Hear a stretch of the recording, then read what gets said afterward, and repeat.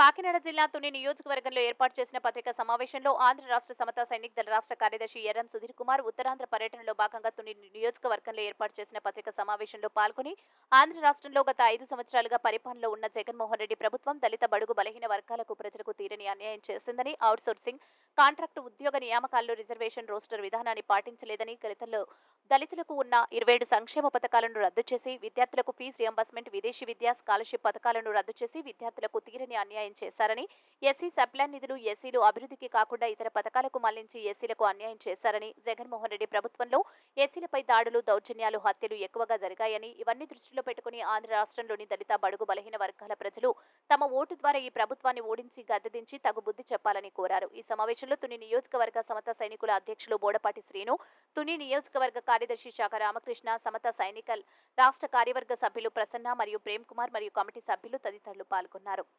చేసినటువంటి వాళ్ళని పక్కన పెట్టుకొని తిరుగుతూ వాళ్ళకి ఎమ్మెల్సీలు ఇచ్చి వాళ్ళని తన యాత్రలో బస్సుల్లో తిప్పుకుంటూ మరి దళితులకి చంపి డోర్ డెలివరీ చేసి నేనే చంపానని చెప్పినటువంటి ముద్దాయిని పక్కన పెట్టుకొని తిరగడంలో జగన్ ఉద్దేశం ఏంటి అంటే, దళితులు చంపి డోర్ డెలివరీ చేసినా వీళ్ళు ఏం అడగరు, వాళ్ళు గంపగుత్తుగా నాకే ఓట్లేస్తారనే ఉద్దేశంతో ఈ జగన్మోహన్ రెడ్డి ఉన్నాడు. అలాగే శిరోముండనం కేసులో మరి మొన్నటిదాకా ముద్దాయిగా ఉన్నటువంటి వ్యక్తిని ఎమ్మెల్సీ ఇచ్చారు.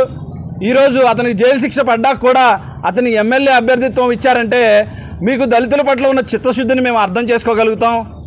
అలాగే శృంగవృక్షంలో ఒక కుర్రాన్ని, ఎస్సీ కుర్రాన్ని చంపి నడిపల్లి రాము బీఎస్సీ కెమిస్ట్రీ చదువుతున్నటువంటి వ్యక్తి, అతన్ని అగ్రకులాల వారు చంపి మరి వారికి పదవులుగా అట్టబెట్టారు, వాళ్ళకి బెయిల్ ఇప్పించారు.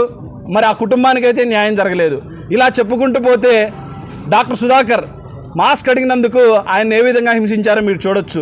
రాష్ట్రంలో దుర్భర పరిస్థితులు ఎదుర్కొంటున్నారు ఎవరైనా ఉన్నారంటే దళితులు ప్రథమంగా ఉన్నారు. వాళ్ళని చంపడం, కొట్టడం, వాళ్ళ మీద అట్రాసిటీలు, వాళ్ళ పిల్లల్ని రేప్ చేయడాలు, వాళ్ళ మీద తిరిగి ఎదురు కేసులు పెట్టడం అంటే అడిగే వాళ్ళు ఎవరు లేరు. వీళ్ళకి అధికారం ఇచ్చినప్పటికీ, రిజర్వేషన్లు ఉన్నప్పటికీ, వీళ్ళకి మంత్రులు ఉన్నప్పటికీ వీళ్ళెవరూ నోరు తెరవరు.